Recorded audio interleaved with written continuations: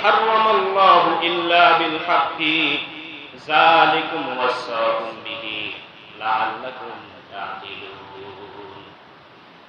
এরপরে ৫ নম্বরে আল্লাহ তাআলা বললেন, এবং অন্যায়ভাবে কাউকে হত্যা করো না। তার হত্যার অপশন পেলাম আমরা দুইটা। একটা হচ্ছে আমরা আমাদের ছেলে সন্তানদেরকে হত্যা করি, তাদেরকে দুনিয়াতে আসতে বাধা দিয়ে হত্যা করি। আর এইখানে আল্লাহ তাআলা বললেন প্রকাশ্য হত্যার কথা। দুনিয়া যে সমস্ত মানুষদেরকে অন্যায়ভাবে হত্যা করে, মারামারি করে, ঝগড়া বিবাদের মাধ্যমে হত্যা হয়, আল্লাহ তাআলা সেই কথা এখানে বললেন। আল্লাহ তাআলা বললেন তোমরা অন্যায়ভাবে কাউকে হত্যা করো না।